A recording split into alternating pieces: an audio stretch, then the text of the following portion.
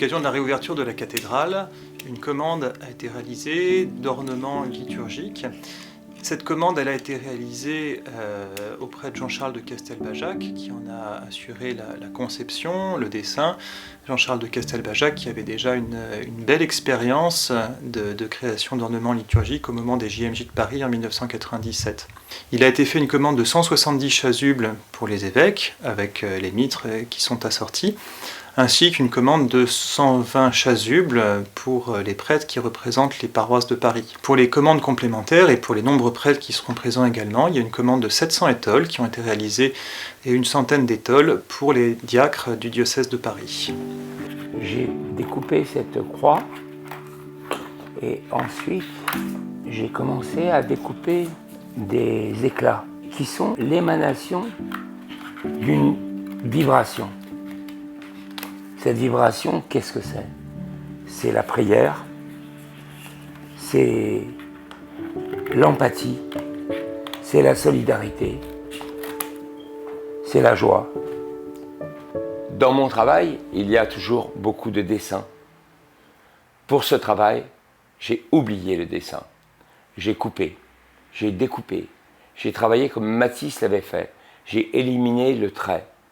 Je voulais un travail qui soit à la rencontre de la puissance architecturale et médiévale de Notre-Dame et la puissance du peuple de demain, de la jeunesse.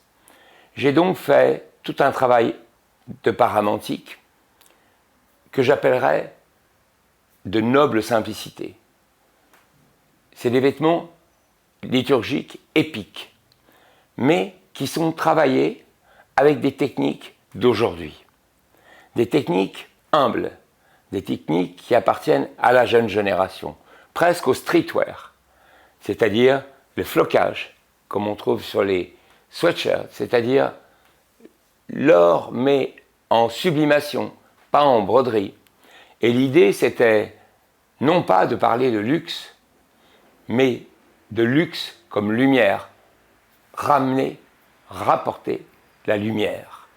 Et en fait, ma première vision, ça a été comment réactualiser la croix, comment ramener ce symbole fort que moi j'ai connu dans ma jeunesse, très solennel, un peu sombre parfois, Jésus souffrant sur la croix pour nous.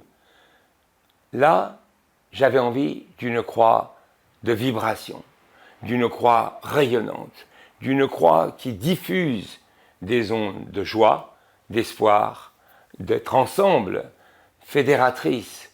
Et donc j'ai dessiné cette croix et je l'ai entourée d'éclats de couleurs. Voilà, il y a mes premiers collages. Le rayonnement part du centre. Vous voyez ?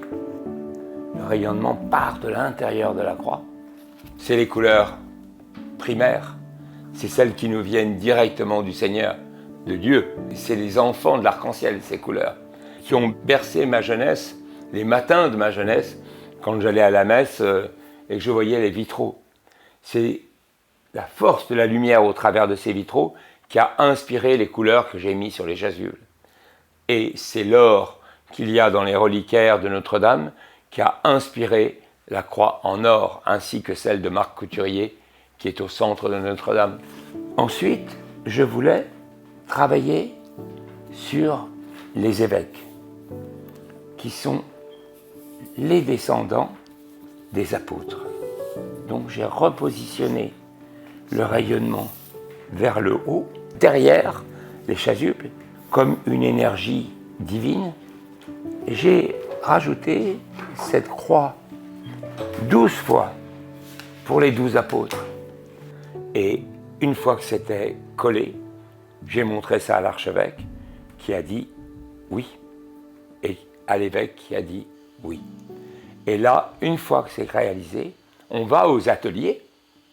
Et j'ai eu la chance d'avoir les meilleurs ateliers de France. C'est la toile de laine que j'ai voulu, qui a la noble simplicité presque des moines bénédictins, qui est en écho avec les 8 siècles de Notre-Dame, parce que les célébrants au XIVe siècle, pouvaient avoir des choses comme ça. Donc je voulais rien de trop ostentatoire. Hein. Et par-dessus, on a imprimé, sublimé 3 couches différentes de films dorés qui donnent ce côté très contemporain, très moderne. Dans les couleurs liturgiques, le blanc, c'est la couleur festive. On utilise pour les fêtes soit le blanc, soit éventuellement le doré. La célébration de la consécration de l'autel, de la dédicace de l'autel, elle se célèbre en blanc.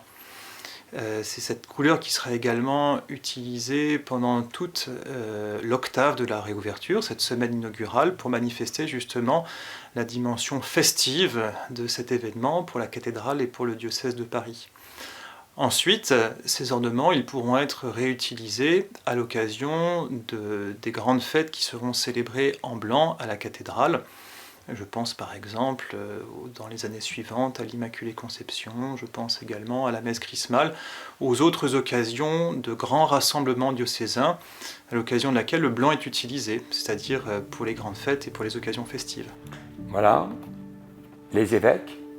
Ensuite, vous avez l'archevêque. L'archevêque, c'est très beau parce qu'il va célébrer avec le rayonnement et ces 2 grandes barres qu'il encadre et les 2 diacres que j'ai vus comme un Mondrian entouré d'or. Hein. C'est-à-dire que l'art contemporain et l'abstraction soient au service de la liturgie.